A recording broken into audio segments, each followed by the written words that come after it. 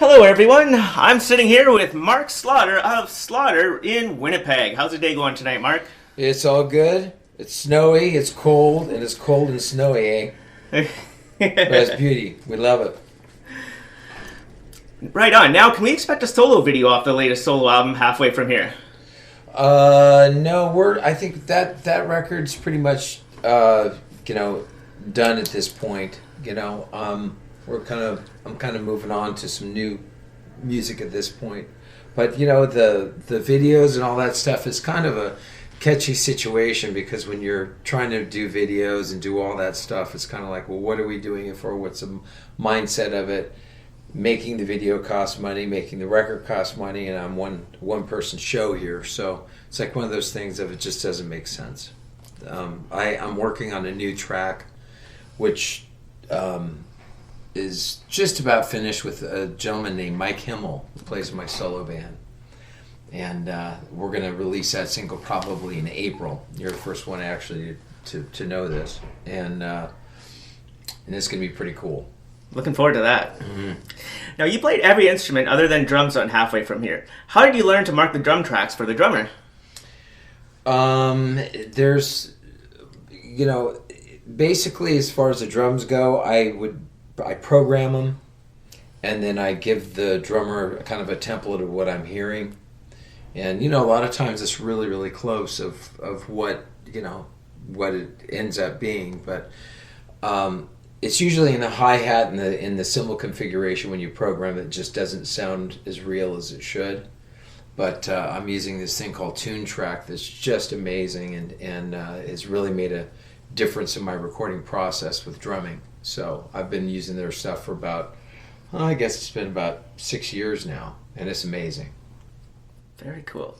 Now, your first solo album, Reflections from a Rearview Mirror, was first released through a new program at that time called iDiddy before hard copies were available, which I have the iDiddy copy. It's signed by you. It has the bonus track. Would you use this form of, media again in the future?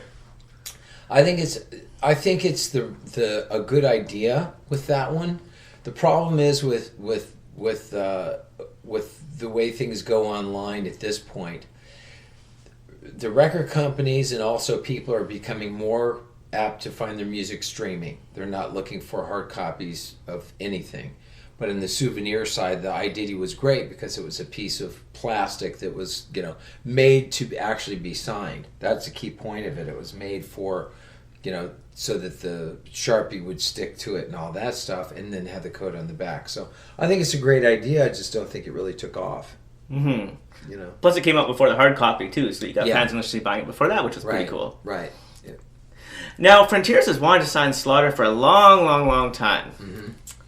Would you guys do a new album with any label coming up? Hopefully, maybe down the road. With Slaughter, no.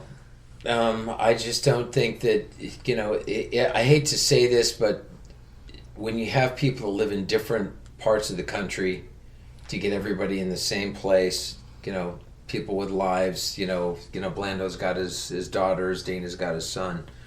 There's so much going on in just their lives, period, let alone the fact that they're playing with Vince Neil half the time, that for us to settle down and just say, we're going to do this recording, that's a commitment of time and money to be in wherever that place is, because no matter what, it'd be a place that we'd have to, get a place to stay, get rental cars, da-da-da-da-da. So just in the travel alone, it doesn't make sense to make a record.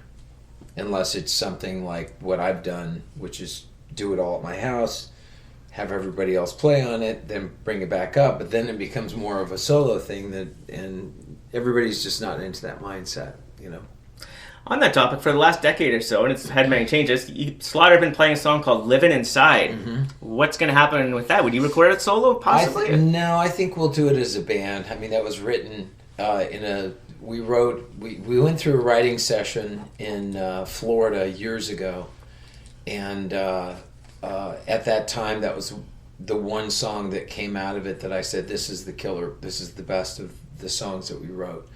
And I took basically, I have the track at home of a rehearsal track, and then I put my vocals on it in my studio. So it's pretty, it's the idea is there. It's just we'd have to go in the studio, and it would just be one day in the studio to do the track. It really would be, but like I said, it's getting everybody in the same place at the same time with the same intention. Would that be in tonight's set list? I don't believe so. Okay. Now, what happened to the audition to be the new voice of Donald Duck in 1993? There was another audition that came up actually last year. That Jess Harnell, who's an incredible voiceover artist and friend, who reached out to me and asked me to said that it had come up again to do auditions for it. But I just, looking at it, it would be living in Los Angeles at least half the time, dealing with the traffic, dealing with all that stuff, and the cost of being there. I mean, I always look at things logistically of what makes financial sense instead of, I'm going to do that. It just didn't make sense. So I decided just to pass on it. But, look at the stars at night, every night, and watch a deer run through my yard, A little bit easier. Yes. Now, Wildlife was a heavier album musically and lyrically than Stick It To Ya. Yes. Was this done to one of the reasons for the band to be taken maybe a little bit more seriously? Good question. The first record, I think that what people don't realize is the first show the Slaughter ever did was in Lubbock, Texas, with Kiss. So we never played a club. We never played, as a band. We never played a club. We never played out. Only thing we did was do rehearsals, like for a week, and then we were out on the road opening for Kiss. So it was kind of like baptism by fire, so to speak, going from the studio into that. So it was a totally different thing. So as the band toured for a year and a half with Kiss and Poison, I think we came out a little bit different as far as the band goes. We were a little heavier. Mm-hmm. And I think that's just what naturally came out of the band. So in that, when Dana and I went to go write the next record, I think that was one of the things of, let's do what we do live. So we wrote those songs, and it was a heavier departure. But, and some of the fans didn't like it, and some fans thought it was much better. So it's kind of like, once you do any changes in your music, veering left or right, you're going to lose some people and you're going to gain some people. It's like Metallica's Black record. Mm-hmm. Some people hate it. The core Metallica people hate it, but it brought them into the mainstream. So what's better? It's really up to the interpretation of the listener. Absolutely. On the Wildlife topic, the album had a very Queen influence. Did the band ever consider asking Roy Thomas Baker to produce the album? No, we were always. It was very Queen influenced. In fact, Days Gone By was dedicated to Freddie Mercury. Mm-hmm. Before this was a thing. No, nobody. It was. I'll never forget. I was a Queen fan. I went to, and I could not buy a Queen the Queen collection on CDs in the United States because they weren't available. So when I was on tour, we were with who were you with at the time? We were with Cinderella at the time. So we get over to England, and basically I see all the Queen stuff on EMI. So I bought, and it was like $230 to buy the whole collection. But I was like, I want all these on CD because that was the best quality stuff. So, I was a big fan of what, Brian May is a guitar player, Mm-hmm. I think I was probably, I know Freddie's amazing and their arrangements are amazing, but as a guitar player, I was really freaked out by Brian May as a kid, and did some of his, witch doctoring to guitars to get some different tones. It was one of the things that I enjoyed. But again, Freddie was amazing. Absolutely. Did you ever meet Brian May? I met him at a BMI function years ago. I mean, I don't know if he'd remember it. Just, hey, how you doing? I'm Mark Slaughter. Hey, how's it going, mate? He's a very nice guy. But I didn't hang out with him. So, we didn't talk stars and all the other space things that he's into. The astrophysics side of things. Didn't get there. Now, did your first band in junior high school, Freedom, ever record any material? No. Boy, that's digging deep. No, we didn't. We did play for the Jerry Lewis Telethon back in the day. We played outside of the rotunda, and we were just three kids. I still have the little outfit that I wore. I can't believe I was that tiny. And but it was pretty cool. It was a good start. Yeah, it was a good start. Right on. Now, yourself and Dana were set to produce Kik Tracy's debut CD with Bob Ezrin. Why didn't this materialize? You were in talks of it to produce it together. Well, Bob Ezrin it was really Bob Ezrin who was going to do the Kik Tracy record. Bob Ezrin liked the Slaughter records, and then Dana decided to go and do the Kik Tracy record pretty much right after and during his divorce. So I think that was a good way of his mind of just getting into it and doing it. And the record turned out great.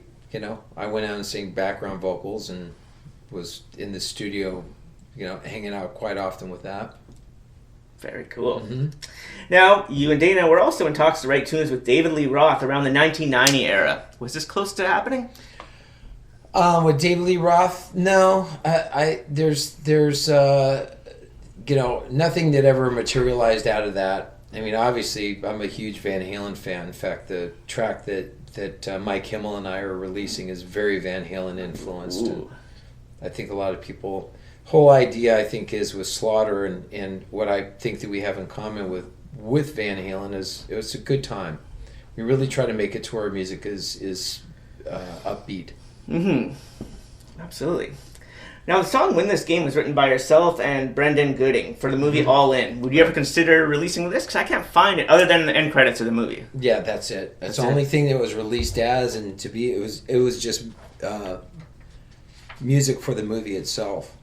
Tell you what, you're asking questions that are deeper than most people have ever come. I applaud you on that side. That's great. Now, with having the option to release Fear No Evil on Crystal as EMI, why did the band opt to release the album on CMC? Good question. EMI, it was finished with EMI. And we actually had a test pressing that was done on EMI. And then we realized that EMI they didn't believe that rock was worth the investment. So Tom Lipsky reached out to us, and I think we were the bigger signing of the bands that he had at that time. So they basically bought the record from EMI for our, what it cost to make the record and everything else, and then we put it out on CMC. I think that was the beginning of the whole underground record thing in our case in corporate rock, which is what most people put it as.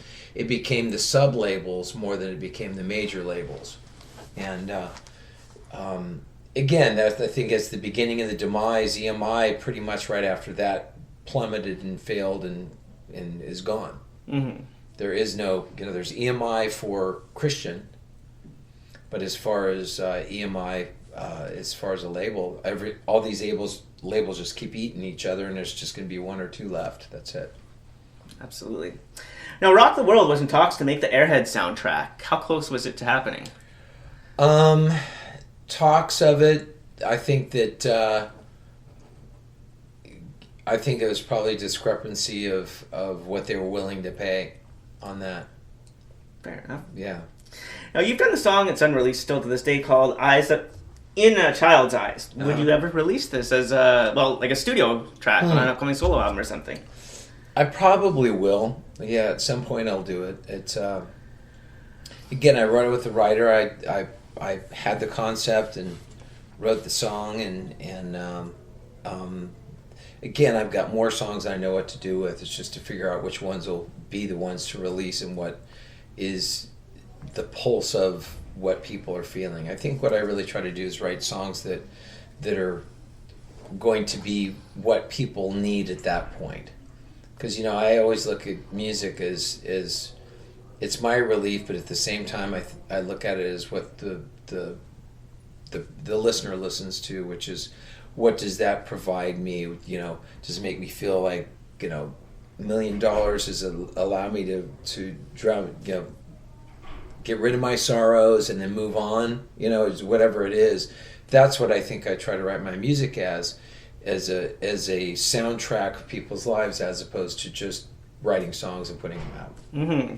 Be good to have a Mark Slaughter box set or a Mark Slaughter biography down the road. That would be long, a lot to figure out. You already have half the answers of all that, so maybe we should chat about it. Yes.